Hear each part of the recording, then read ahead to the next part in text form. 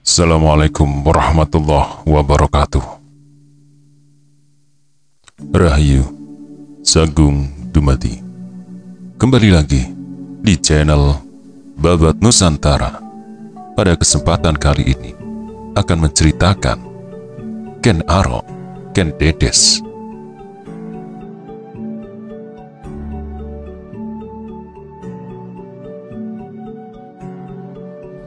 Bagian ke-15.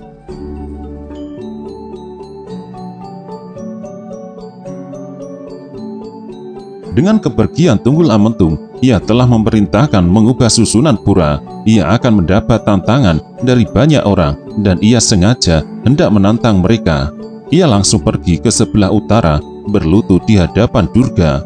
Mula-mula ragu untuk mengucapkan sesuatu. Diangkatnya mukanya menatap Sati sang Siwa itu, seorang dewi yang menakutkan dengan tangannya yang 8. Patung kayu coklat tua mengkilat itu baru sepanggi dipasang. Ia perhatikan tangannya satu demi satu dan lambang-lambang yang dibawanya. Sangkakala, perisai, panah, busur, pedang. Ia menunduk lagi. Dewi yang penuh mukjizat itu.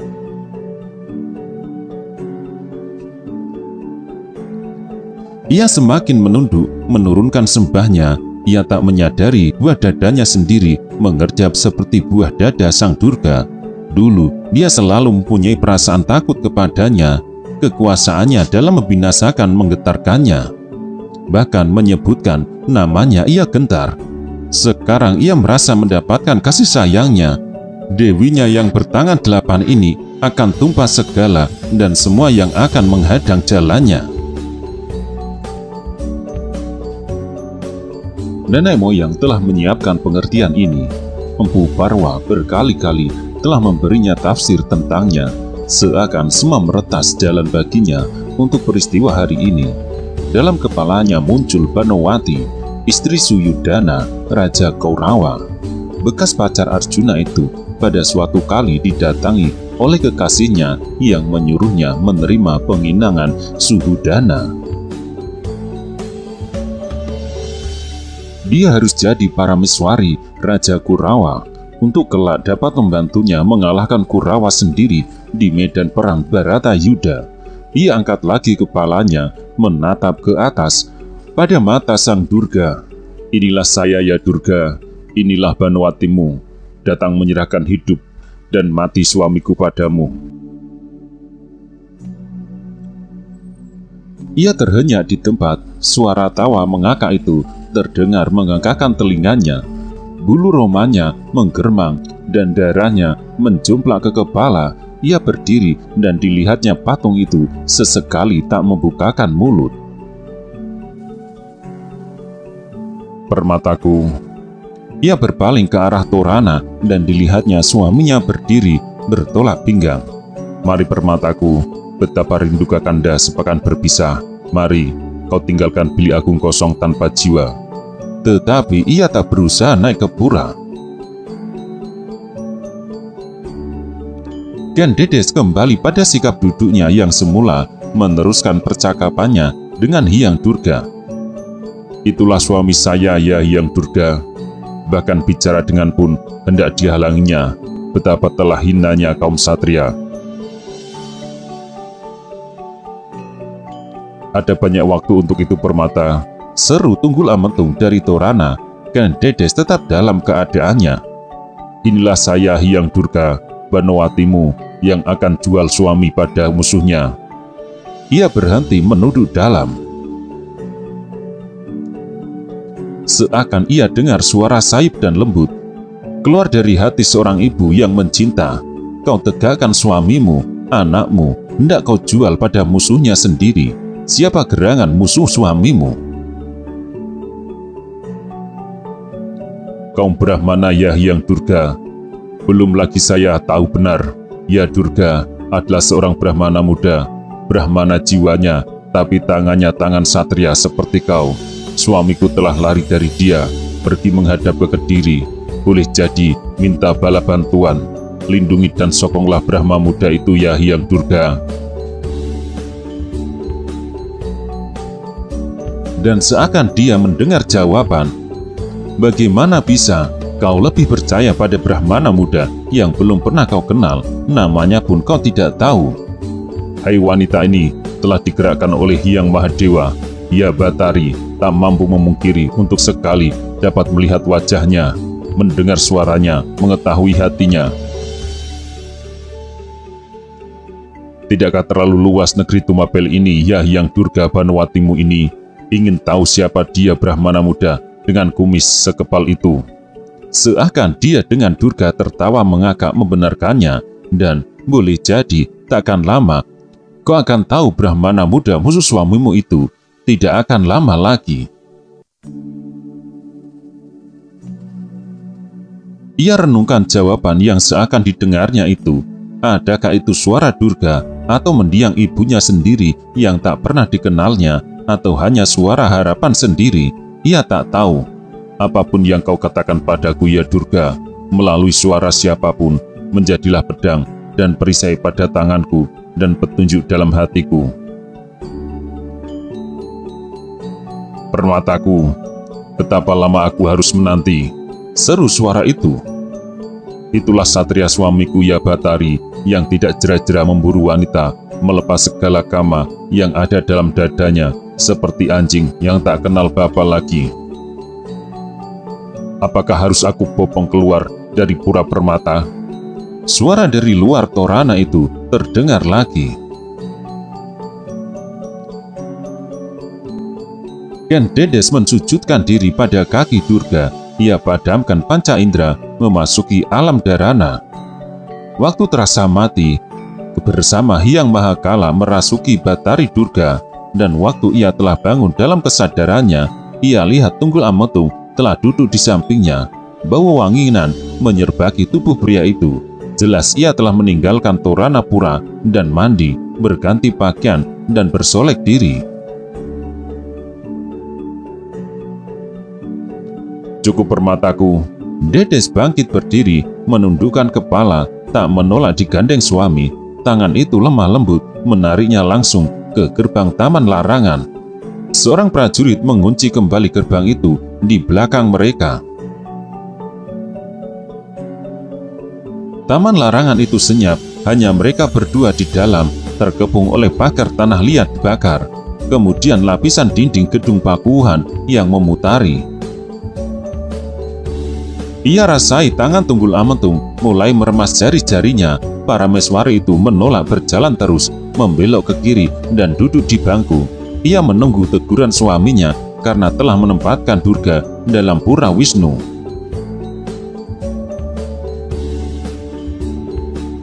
Dan Tunggul Ametung tidak menegurnya. Aku itu memeluknya. Hari ini adalah awal dari kebinasaanmu, Tunggul Ametung. Paling tidak juga rimang menyertai aku. Kau tiada bertanya dari mana saja Kakanda selama ini? Bisiknya mesra. Urusan satria adalah mengurusi negeri. Benar Permata, tiada aku sangka anak Brahmana tahu tentang satria. Ia rasai tangan aku pindah memeluk pinggangnya yang ramping seperti pinggang lebah, dan ia membenarkan dirinya dipeluk. Aku tunggu kemarahanmu. Patutkah aku Tumapel marah pada Parameswari? Kau biarkan Hyang Batari Durga ada di pura? Malam ini juga akan dipindahkan ke bilik Parameswari. Kau takut pada Belangkaka? Ia tertawa, suka istrinya mulai mau berbicara kemudian. Takut? Hanya saling memberi dan menerima. Apa yang kau berikan dan apa yang kau terima. Tunggul Ametung tertawa. Itulah urusan satria, bukan Brahmana. Hyang Batari Durga tak perlu dipindahkan.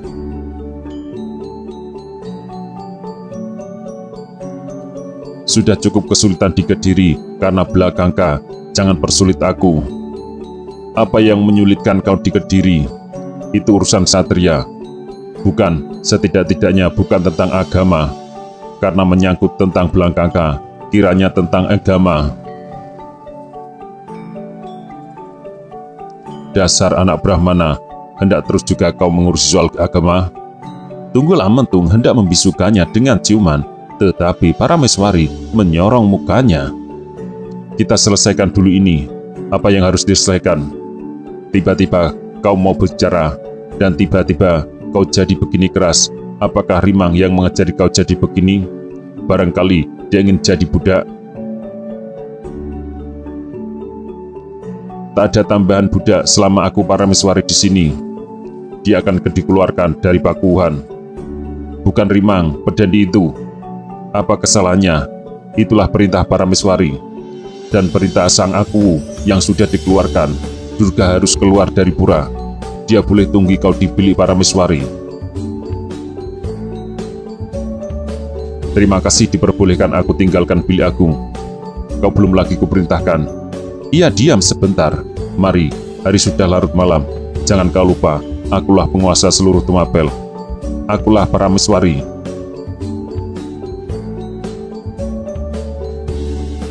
"Kau tak lagi ludahi aku, tak lagi pukuli dan cakari. Sama saja, hanya cakaran yang berbeda. Tidak apa. Dengan kaulah semua kesulitan bakal teratasi. Mari." Ia berdiri dan menarik Dedes. Parameswari tidak membantah, mereka berdua berjalan. Pintu ke arah bilik larangan diketuk. Pintu itu terbuka dan Rimang tampak berlutut, mengangkat sembah. Tunggul Ametung berpaling ke kanan. "Itulah pintu bilik Parameswari. Dulu kau tinggal di situ, tapi pintu itu belum pernah kau lalui." Tunggul Ametung menyibakkan tabir dari potongan ranting bambu petung. Rimang merangkak meninggalkan bilik agung, membawa bantal dan tikar ketiduran. Di bawah damar pojokan, ia membiarkan dirinya dipeluk, dicium oleh Tunggul Ametung, kemudian dibopong naik ke peraduan. "Kakanda tak pernah sampaikan kepadaku tentang nasib ayahku. Semestinya dia datang pada Tunggul Ametung untuk merestui kita. Mengertilah kau arti seorang ayah." Ia lihat gelegak darah panas memerahi wajah suaminya. "Adakah ayahku kau bunuh?" "Tidak," jawabnya keras. "Kalau begitu, patut kau ketahui kata Hyang Durga padaku." Tunggul Ametung tiba-tiba melangkah mundur. "Bicara padamu, Parameswari Tumapel tidak terlalu hina untuk Hyang Batari. Tidakkah Kakanda pernah mendengarkan suara dewa?" Suaminya menggeleng. "Suara dewi?" Sekali lagi menggeleng.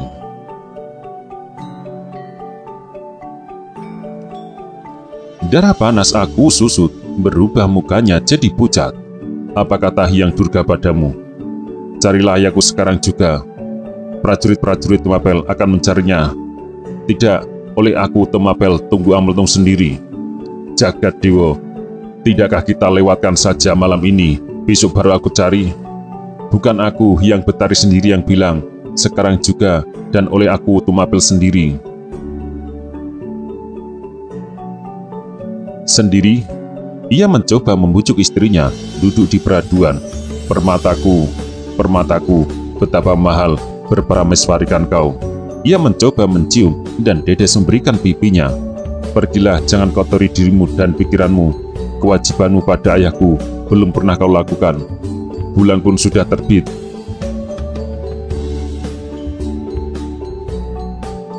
Tunggul Ametung melangkah meninggalkan ruangan bilik agung dengan kaki terseret berat. Dedes mengantarkan suaminya sampai ke tabir bambu. Waktu Rimang masuk lagi dan menggelar tikar di bawah peraduan, ia telah lenyap dalam tidur berbahagia. Semua beban telah diserahkannya pada Hyang Batari Durga. Ia tahu ia dapat taklukkan suaminya. Ia telah padukan cinta dengan keyakinan. Pada wajahnya tersunting senyum-senyum abadi, senyum Ken Dedes. Rimang memperhatikan senyum itu, menggeleng-geleng. Tubuh sendia ini dengan senyum yang sesuci itu harus diabadikan, seakan wanita ini bukan seorang Parameswari, tetapi Hyang Laksmi sendiri. Ken Dedes terbangun, dunia dirasainya bergoncang-goncang hendak berbalik. Rimang berdiri terhuyung-huyung di hadapannya tanpa mengangkat sembah. Tangannya menyambar Parameswari dan berbicara tegas. Gempa yang mulia. Ditarinya Dedes turun dan peraduan. Dengan terhuyung-huyung pula ia berjalan ke setiap pojok dan memadamkan damar.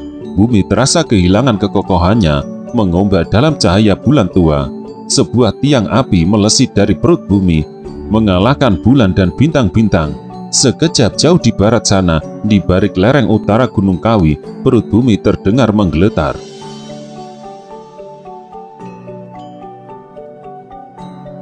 Terhuyung-huyung Dedes meninggalkan bilik agung, meninggalkan taman larangan, keluar dari gerbang, lari terhuyung pula menuju ke pura. Patung Hyang Batara Guru dan Hyang Betari Durga sudah tak ada di dalamnya. Ia merangkak ke tempat bekas Betari Durga, bertekuk lutut. Tangan tertengadah. Mereka telah hianati kau ya Batari. Apakah semua satria ini akan punah bersama dosa-dosanya? Semoga tidak seluruh titah alami nasib yang sama. Sebuah dari damar pula jatuh. Cairannya membelabar, membakar sebagian dan geledak kayu. Beberapa orang pengawal masuk ke dalam dan memadamkan dengan kakinya.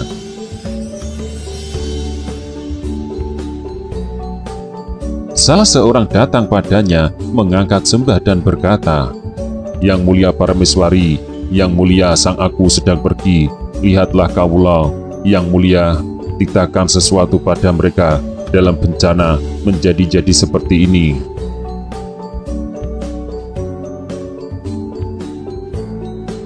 Gen Dedes melirik pada pengawal itu. Tak dapat ia melihat wajahnya. Damar itu telah mati. Ia berdiri dan melangkah gontai keluar dari pura, turun ke bumi yang goyang. Dalam cahaya bulan, tiang api itu berulang berdiri tegak dari perut bumi, dan ia lihat semua orang berlutut memandang ke arah Gunung Kelut. Semua orang mengucapkan puji-pujian.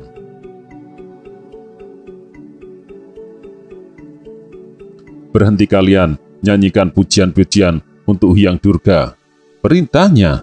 "Tak ada kekuatan pada kalian untuk menahan murkanya." Itulah pertama kali ia bicara di depan umum pada kawulo. Mereka mengangkat sembah padanya. "Hianat, perempuan hianat!" Seorang pengawal memeki padanya. "Mendirikan Durga di pura dalam." Dedes berpaling pada pengawal yang mengiringkannya. Lelaki berbadan perkasa itu mengangkat tombak dan melemparkannya pada pengawal lain yang masih memeki-meki itu. Pekikan itu padam, tubuhnya roboh dan tak bergerak lagi. Seakan telah jadi seorang Brahmani penuh, ia mengangkat tangan ke arah mulut Kelut yang menyemburkan kebudan. Ia tahu bumi bergoncang begini hanya karena amarah Batari Durga yang dipindahkan dari pura. Seakan di dalam siding rahasia kaum Brahmana, ia mulai menyanyikan baris pertama lagu puja untuk kebesaran Hyang Mahadewa.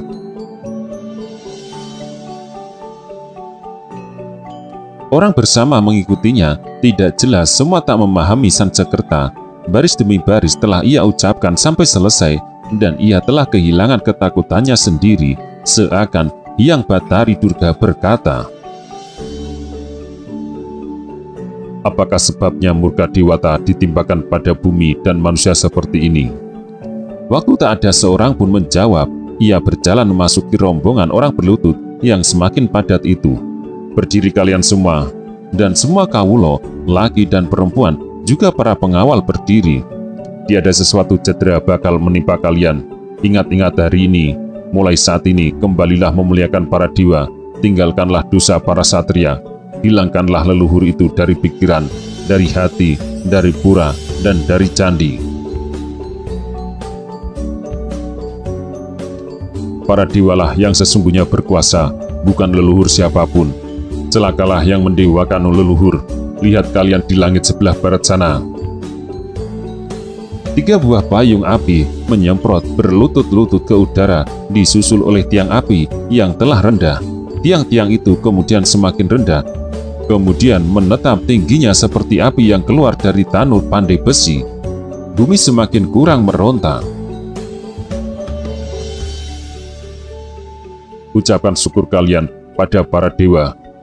Semua bergerak pergi ke pura Pakuwuhan, mengiringkan di belakangnya. Ia menaikkan terima kasih atas mukjizat yang diterimanya bahwa semua orang telah mendengarkan kata dan perintahnya. Orang sebanyak itu, laki dan perempuan, bintara dan prajurit biasa.